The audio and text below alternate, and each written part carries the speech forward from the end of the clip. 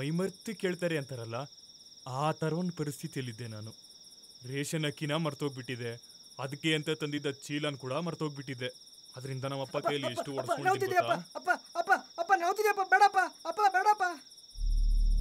ಆ ಹಾಡನ್ನ ಮತ್ತೆ ಕೇಳಬೇಕು ಅಂತ ಆಸೆ ತುಂಬಾ ಜಾಸ್ತಿ ಆಗ್ತಾನೇ ಹೋಯ್ತು. ಅದಕ್ಕಾಗಿ ಗ್ರಾಮೋಫೋನ್ ಇಟ್ಕೊಂಡಿದ್ದ ಚೇಟನ್ ಹುಡ್ಕೊಂಡು ನಾನೇ ಹೋದೆ.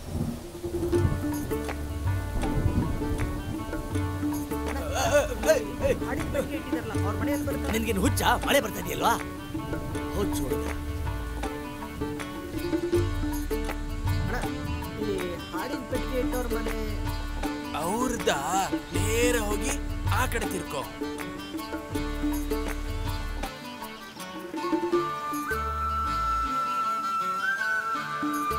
ಪುಟ್ಟ, ಅಪ್ಪ ಇದ್ದಾರಾ?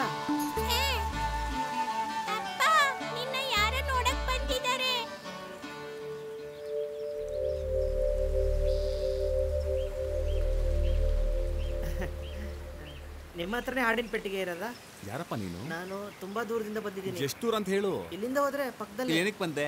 ಹಾಡು ಕೇಳಬೇಕು ಅಂತ ಬಂದೆ. ಹಾಡು ಕೇಳಕ? ಹೋಗು ಇಲ್ಲಿಂದ ಹೋಗ್ತಾ ಇರೋ. ಹೋಗ್ ಫಸ್ಟ್ ಹೋಗು. ಹಾಡು ಕೇಳಬೇಕಂತ. ಹಾಡು.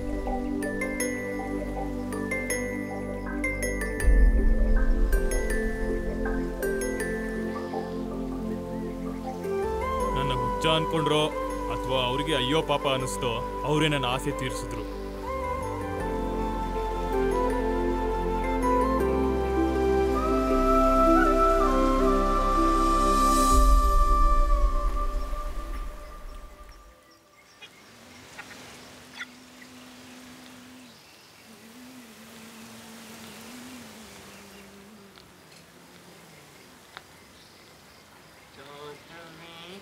चाँद हो या आफ़ताब हो, जो भी हो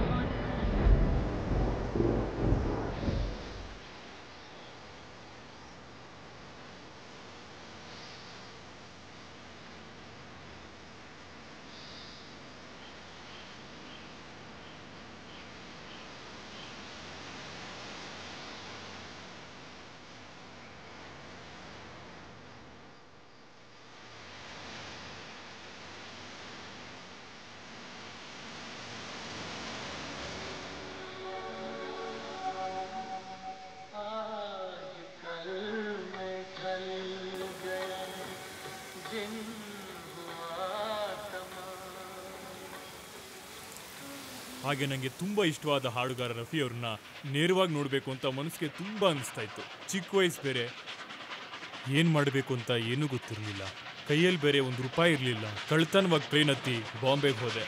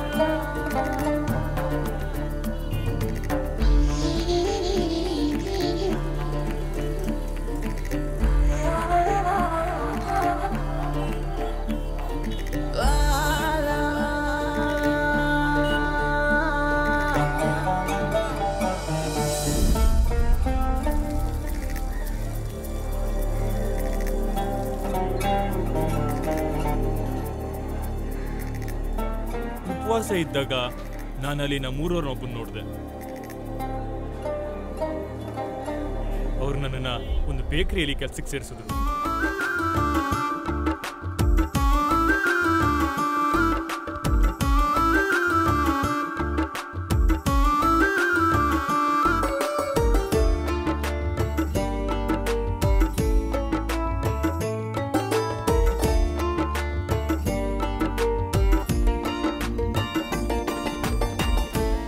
ಅವ್ರ ಸಹಾಯದಿಂದ ಕೊನೆಗೂ ನಾನು ರಫಿ ಸರ್ನ ಮನೆ ಕಂಡಿಡ್ಕೊಂಡೆ.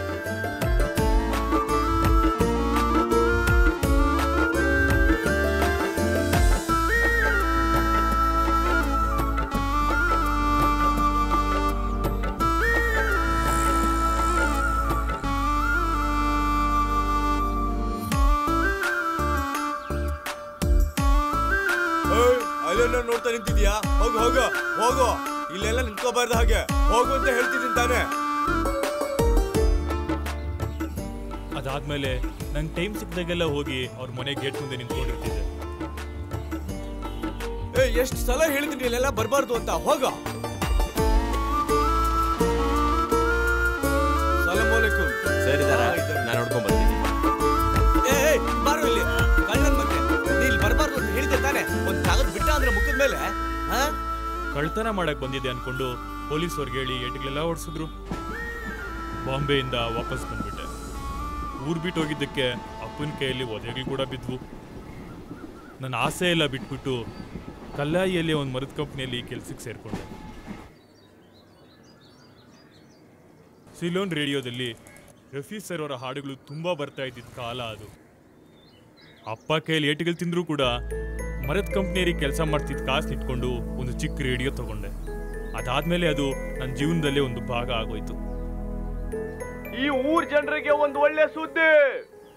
ಹಾಗಿದ್ದಾಗ್ಲೇನೆ ರಫಿ ಸರ್ ನಮ್ಮೂರಿಗೆ ಬಂದು ಹಾಡಾಡ್ತಾರೆ ಅಂತ ತುಂಬಾ ಜನ ಹೇಳಿದ್ರು. ಆದ್ರೆ ಟಿಕೆಟ್ ತಗೋಬೇಕು ಅಂದ್ರೆ ತುಂಬಾ ಕಾಸಾಗೋದು.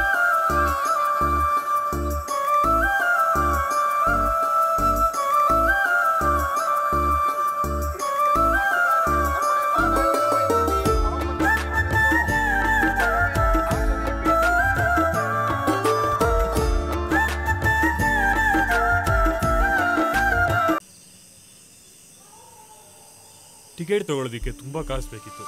ಎಲ್ಲರನ್ನೂ ಕೇಳಿದೆ, ಆದರೆ ಯಾರೂ ಕೊಡಲಿಲ್ಲ. ಕೊನೆಗೆ ನಮ್ಮ ಅಪ್ಪನ ಜೋಬಲ್ಲೇ ದುಡ್ಡು ಕತ್ತೆ.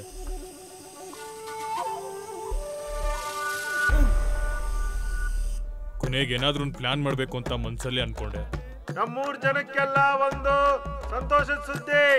ನಾವೆಲ್ಲ ಇಷ್ಟೊತ್ತು ಕಾಯ್ತಿದ್ದ ನಮ್ಮ ನೆಚ್ಚಿನ ಹಿಂದಿ ಗಾಯಕರಾದ, ನಮ್ಮೆಲ್ಲರ ಅಚ್ಚುಮೆಚ್ಚಿನ, ನಮ್ಮ ದೇಶದ ಪ್ರಖ್ಯಾತ ಗಾಯಕರಾದ ಮೊಹಮ್ಮದ್ ರಫಿಯವರು ಬರುತ್ತಿದ್ದಾರೆ. ಇಂದು ಸಂಜೆ 7:15ಕ್ಕೆ ಆಗಮಿಸಲಿದ್ದಾರೆ.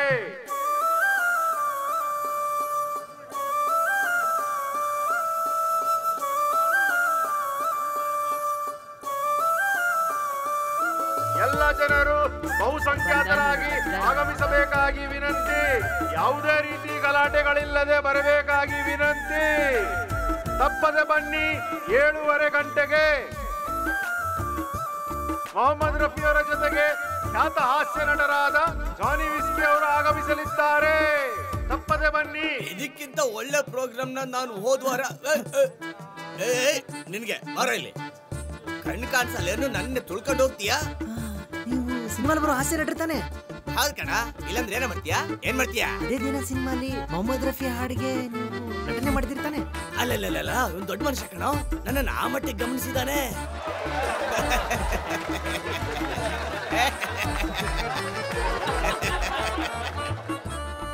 ಜನರಿಂದ ಯಾರಿಗೂ ತೊಂದರೆ ಆಗ್ಬಾರ್ದು ಅಂತ ವಿನಮ್ರವಾಗಿ ವಿನಂತಿ ಮಾಡ್ತಿದ್ದೀನಿ.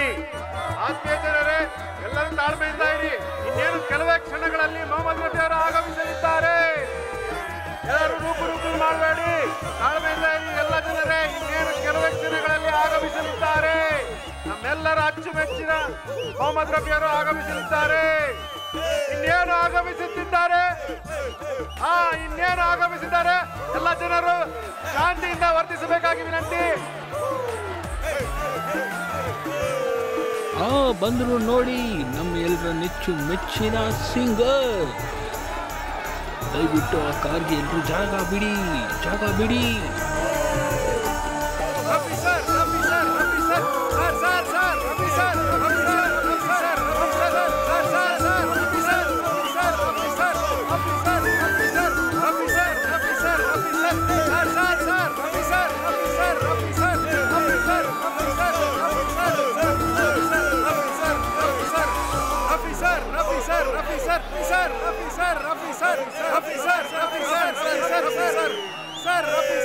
Raffi sir, sir Rafi sir Rafi sir Rafi sir Rafi sir sir Rafi sir Rafi sir Rafi sir Rafi sir